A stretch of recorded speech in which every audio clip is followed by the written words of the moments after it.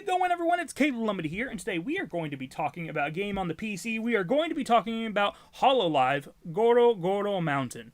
Hololive is a big old VTuber conglomerate. It's a big company that has a bunch of VTubers working under it, and this is another one of the video games from their Holo Indie line. And I will say, this game is actually pretty darn good. It is difficult, and it's not a relaxing experience, I will say, but it is a good game, and for the price, I think you actually get your money's worth.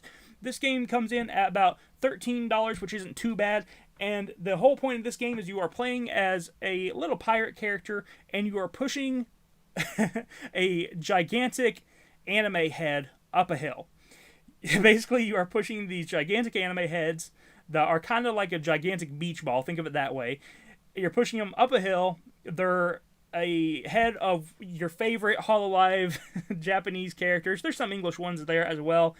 And the goal is to push them all the way to the end of the level, uphill, through obstacles, collecting coins, collecting these little heart tokens that you can find, and trying to do it within a time limit to be able to collect stars and unlock more levels.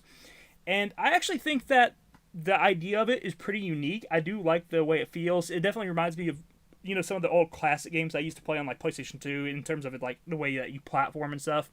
But you have the big difference of pushing this gigantic anime head up the hill instead of just doing regular platforming. So you have a lot more to take care of in this game.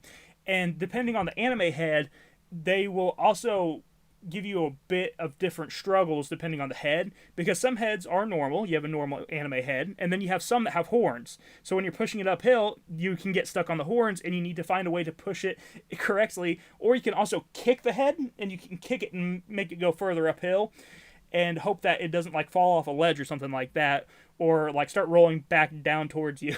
But you have to watch out for the different items that the anime characters have on their head. So you have to watch out for characters that have horns, characters that have hats and stuff.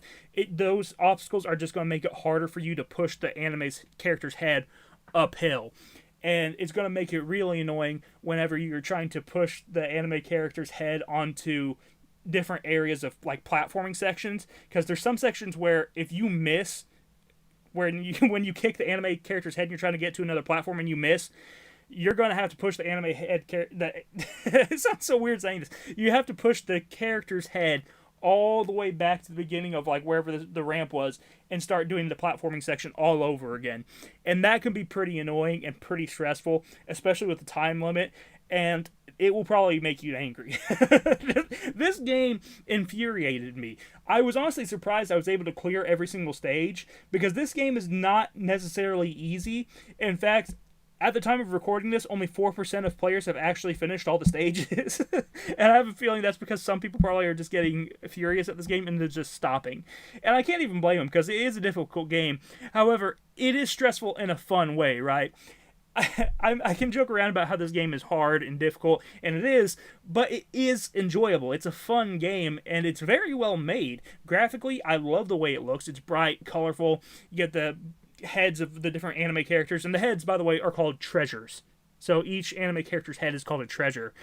And if you complete a level and you get all 3 stars for the level, and by getting all 3 stars, that means that you collected enough coins, you get the level finished in the time limit, and you also collected the heart token. If you do those 3 things, it will actually let you use different heads that you've unlocked by playing through the game, and it will let you use like different anime characters' heads for each level. So you actually get to select your own anime character treasures to use throughout the levels, and that's kind of cool. And it also will give you some bonus ones, I guess, because it gave me some bonus ones. It gave me a bunch of like the English VTubers, which is kind of cool.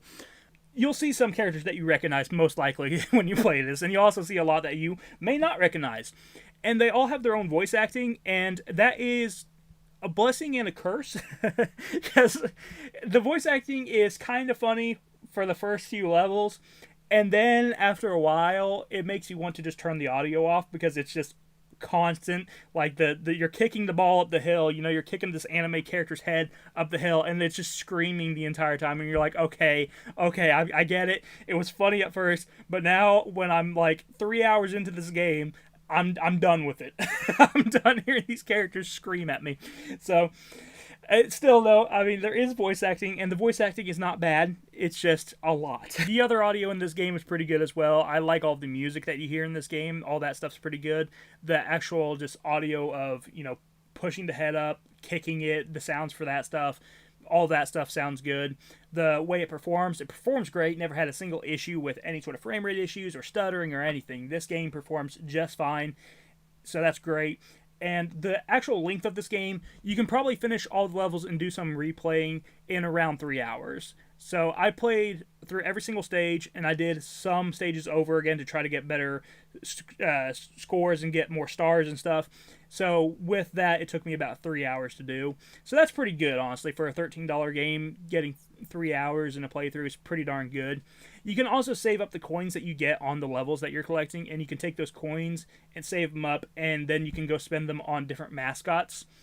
So, like, I was playing as this little ghost-looking mascot the entire time. I don't know what it's from, but that's actually why I was playing. Usually your default is just a pirate, but it gave me a free ghost character, so that's what I was using. But you can also go unlock a bunch of different ones. There's like a teddy bear, and there's just a lot of weird characters that you can unlock and use as your character that's pushing the treasure up the hill. So that gives you, I guess, some more replay value because you can keep grinding, keep saving up coins to go and get more characters. Now, in terms of the levels, my favorite type of level in this game is the ones where it's kind of more, I guess, based on luck. I like the levels where you're just pushing the character downhill instead. You push the character downhill, and you kind of have to hope that the ball goes in the right direction. You're hoping that the anime character's head rolls in the right direction and goes down the path that you want it to. And I just like those ones a lot more. I think that they're a lot more just high energy, a lot quicker, but a lot more fun. I like those ones a lot. The levels where there's a lot of moving platforms and you're pushing uphill, those are the bane of my existence. but they're still fun. They are still fun, but they did make me want to snap my controller in half a couple of times. But still, even though this game is not what I usually would play, I prefer games to be a little bit more relaxing than this. I can say that this is a good game. And honestly, if you're looking for a good, fun, challenging video game, this is a pretty darn good one. It's enjoyable. It's not very expensive. You get a decent 3 hours of gameplay out of the game. Honestly, I think for $13, it's worth it if you are a fan of VTubers or if you are just looking for a game that's a little bit different. I like VTubers. I don't really watch live streams and stuff. I'll just watch shorts, and I'll watch some of the music covers they do and stuff like that. But that's really about it in terms of the VTuber stuff for me personally. But even with that little knowledge of VTubers, I still enjoy this game, and I still think it's pretty fun. So if you just have even just a small interest in it, if you're just watching shorts casually and stuff like that, you'll probably enjoy this game. Go check out GoroGoro Mountain on the PC.